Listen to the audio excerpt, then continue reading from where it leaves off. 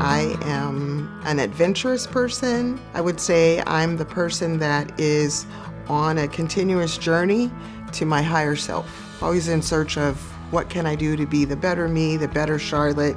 I am inspired when I see people dealing with adversity and just showing up and showing up and showing up and still standing.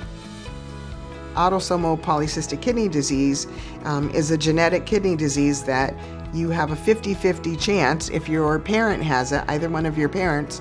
Each of those children born to those parents have a 50-50 chance, so that's really high odds. I have a diagram of my family, and all the people who have it are in red. So you just see this sea of red because we have such a large family. My grandmother passed away when she was 52, and at that time, dialysis was available, but it wasn't available for African American people. So she did not have access to dialysis. With that knowledge and information, it makes me grateful every day to not only have access to dialysis, I have the option to do it at home. So I'm super grateful for that.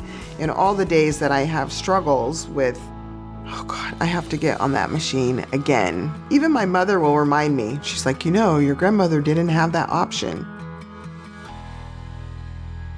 Being fearless for myself, and I think advocating for myself, it's very emotional to talk about because it's challenging every day.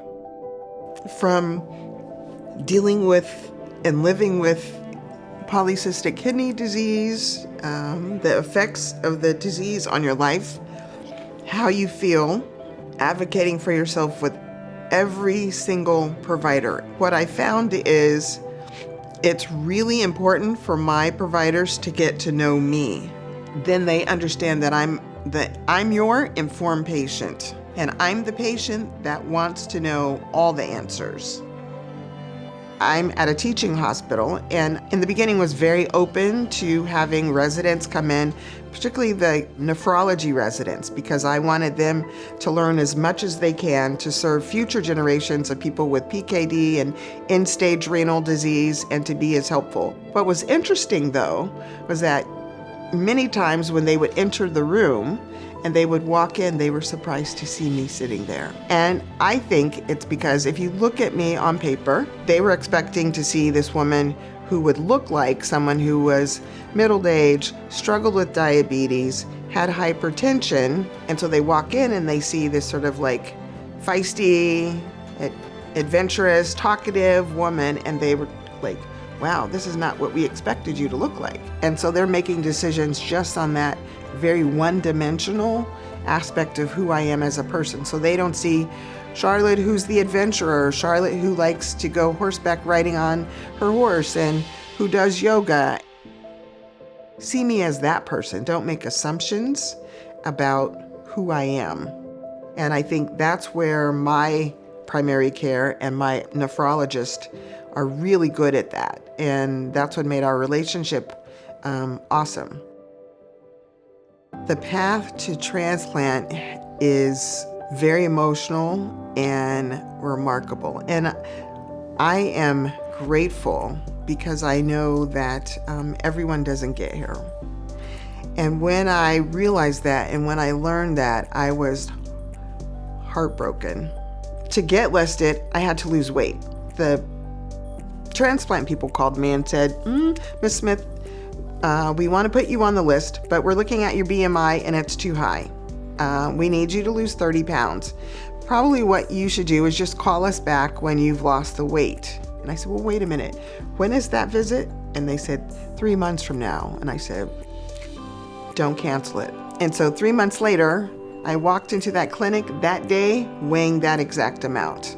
Finally, I got a call from the transplant program, and they said, Ms. Smith, you're at the place where we could entertain offers for you for a kidney, but your BMI is too high. They only needed me to lose 30 pounds to get listed for the transplant, but I was going to have to lose more weight for the actual surgery. After receiving my first call for a kidney that where the transplant didn't actually happen, I received another call in the middle of the night. They said, oh, we have a kidney for you, but we're waiting for some more lab results to come back. I then received another call and said, unfortunately, the kidney isn't the quality that we would like for you. So later that day, around 4:30, when I was incredibly sleep deprived because of this excitement earlier, I got another call. And they said, oh, Miss Smith, we have a kidney offer for you. And they said, well, this is a little bit different. And I'm like, okay. They said, this is a live kidney donor. And I was like, what? What?